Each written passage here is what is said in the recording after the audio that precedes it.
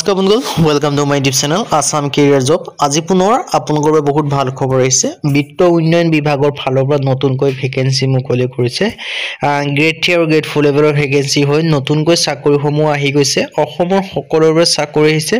So কেনেদৰে আবেদনসমূহ কৰিব পাৰিব, কোনটো পদৰ ক্ষেত্ৰত কিমানকৈ এজ ক্ৰাইটেৰিয়া বিচাৰিছে, কোৱালিফিকেশ্যন বিচাৰিছে, সিলেকশ্যন প্ৰচিডিউৰ বিচাৰিছে, অৰ্হতা কিমান বিচাৰিছে, কেনেদৰে এপ্লাইসমূহ কৰিব পাৰিব, সকলোখিনি কথা এই ভিডিঅ' যোগে আলোচনা কৰা হ'ব। সো যদি ভিডিঅ'টো ভাল পায় ভিডিঅ' লাইক কৰিব পাৰে, লগতে চেনেলটো ছাবস্ক্ৰাইব কৰি দিব পাৰে এনেকুৱা ভিডিঅ'সমূহ প্ৰতিদিনে পাই থাকিব। আৰু মোৰ হোৱাটছআপ চেনেল ভিডিঅ' ডেছক্ৰিপশ্যনত দিয়া আছে, তাত গৈ ফ'ল'টো কৰি দিব পাৰে। তেতিয়া আপোনালোকে ডেইলি জবৰ আপডেটসমূহ পাই থাকিব পাৰিব। আৰু ভিডিঅ'টো যিমান পাৰে সিমান শ্বেয়াৰ কৰি দিয়ক, যাতে সকলো বন্ধুৱে ডেইলি জবৰ আপডেটসমূহ পাই থাকিব পাৰে। আহক আজি ভিডিঅ'টো আৰম্ভ কৰোঁ। ইয়াত দেখিব পাইছে AIUIDFCL, এইটো হৈছে অসমৰ নগৰ উন্নয়ন বিত্ত উন্নয়ন যিটো বিভাগ আছে, তাৰ আণ্ডাৰত ভেকেন্সিখিনি মুকলি কৰিছে। ইয়াত আপোনালোকৰ বিশেষকৈ আছে 14টা মাল্টিটাস্কিং ষ্টাফ, যিটো আপোনালোকৰ মাল্টিটাস্কিং ষ্টাফ মানে আছে গ্ৰেড 4 লেভেলৰ ভেকেন্সি। আৰু লগতে আপোনালোকৰ ভেকেন্সি আছে মেনেজাৰৰ, আৰু লগতে আপোনালোকৰ ভেকেন্সি আছে এছিষ্টেণ্টৰ। এনেকৈ আপোনালোকে গ্ৰেড 3 গ্ৰেড 4 লেভেলৰ ভেকেন্সি মুকলি কৰি দিছে। চ' যিটোতে এলিজিবল হ'ব, যিটোতে ইণ্টাৰেষ্টেড হ'ব, সেইটোতে আপোনালোকে আবেদনসমূহ কৰি দিব পাৰিব। AIUIDFCL ফালৰ পৰা, গুৱাহাটী ৰিক্ৰুটমেণ্টৰ ফালৰ পৰা ভেকেন্সিখিনি মুকলি কৰিছে অসমৰ নগৰ আন্তঃগাঁথনি উন্নয়ন আৰু বিত্ত নিগম লিমিটেডৰ আণ্ডাৰত। সো অসমৰ যিটো এটা বিভাগ হয়, অসম গভৰ্ণমেণ্টৰ চাকৰি হয়।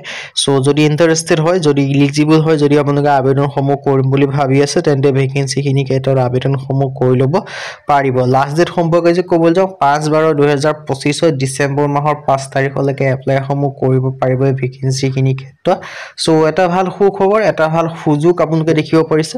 সো এই সুখবৰ আৰু সুযোগটো আপোনালোকে নেহেৰুৱাব। যদি আপোনালোকে বৰ্তমানলৈকে আবেদনসমূহ কৰা নাই, আপোনালোকে আবেদনসমূহ কৰি ল'ব পাৰিব ভেকেন্সি ক্ষেত্ৰত। পোনপ্ৰথমে মই ভেকেন্সিখিনি ক্ষেত্ৰত অভাৰভিউ জনাই দিব বিচাৰিছোঁ। অৰ্গেনাইজেশ্যন নেম আপোনালোকে দেখিব পাইছে AIUIDFCL গুৱাহাটীৰ ফালৰ পৰা আছে। নাম্বাৰ অফ পোষ্ট আছে 14টা। মিনিমাম এডুকেশ্যন কোৱালিফিকেশ্যন 12 পাছ গ্ৰেজুৱেশ্যন BCom বা BE পাছ কৰিলে পাৰিব। জব টাইপ আছে আছাম গভৰ্ণমেণ্টৰ জব হয়। এপ্লাই মোড হৈছে অনলাইন যোগে কৰিব পাৰিব। আৰু প্ৰজেক্ট যিটো এছিষ্টেণ্টৰ ভেকেন্সি মুকলি কৰিছে, ইয়াৰ ক্ষেত্ৰত আপোনালোকে তেনেকৈ ডিটেইলছখিনি দেখিব পাৰিছে প্ৰজেক্ট এছিষ্টেণ্টৰ ভেকেন্সিৰ ক্ষেত্ৰতো। সো যিটোতে ইলিজিবল হ'ব, যিটোতে ইণ্টাৰেষ্টেড হ'ব, সেইটোতে আপোনালোকে এপ্লাইসমূহ কৰি ল'ব পাৰিব। সো যিটোতে ডিটেইলছখিনি আমি দেখিব পাইছোঁ, project institute education qualification bachelor degree pass কৰিলে হ'ল। আৰু ৰিমুনেশ্যন দেখিব পাৰিছে, আৰু এজ লিমিট 40 বছৰলৈকে আবেদনসমূহ কৰি ল'ব পাৰিব। লগতে আপোনালোকে এজ ৰিলেক্সেশ্যনসমূহ লাভ কৰিব পাৰিব। SC SC ক্ষেত্ৰত 5 বছৰকৈ, OBC ক্ষেত্ৰত 3 বছৰকৈ, PWBD ক্ষেত্ৰত 10 বছৰ পৰ্যন্ত এজ ৰিলেক্সেশ্যনসমূহ লাভ কৰিব পাৰিব। আৰু ডিটেইলছখিনি আপোনালোকে ধুনীয়াকৈ দেখিব পাৰিছে। আপোনালোকৰ এটা ভাল সুখবৰ, এটা ভাল সুযোগ আপোনালোকৰ বাবে মুকলি কৰিছে।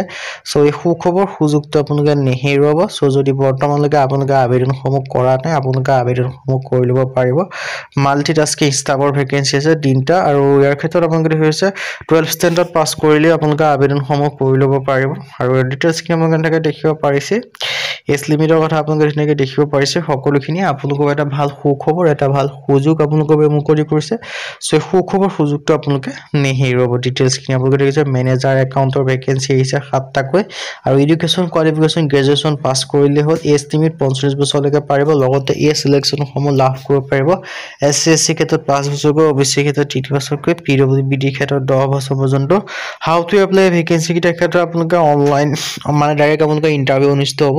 আৰু ইয়াত ইণ্টাৰভিউ ডেট আৰু ভেন্যুটো আপোনালোকে চাই ল'ব পাৰে, দেখিব পাৰিছে। মাল্টিটাস্কিং ষ্টাফৰ কাৰণে 3 তাৰিখে ইণ্টাৰভিউ হ'ব 11টা বজাত। ভেন্যুটো হৈছে office of managing director UIDFCL 2nd floor Aditya tower Dispur Guwahati 6ত। আৰু বাকী যিখিনি পোষ্ট আছে সেইখিনি ক্ষেত্ৰত আপোনালোকৰ এপ্লিকেশ্যন ফৰ্মখন ইয়াত চেণ্ড কৰিব লাগিব। আৰু ডেডলাইন আছে 5 ডিচেম্বৰ, তাৰ আগতে আপোনালোকে চেণ্ড কৰিব লাগিব বুলি কৈছে। বাকী যিটো প্ৰথমটো মাল্টিটাস্কিং ষ্টাফৰ ক্ষেত্ৰত ডাইৰেক্ট ইণ্টাৰভিউ হ'ব। ইণ্টাৰভিউ পাছ কৰিলে ফাইনেল ছিলেকশ্যনসমূহ লাভ কৰিব পাৰিব। সো ডিটেইলছখিনি দেখিব পাৰিছে।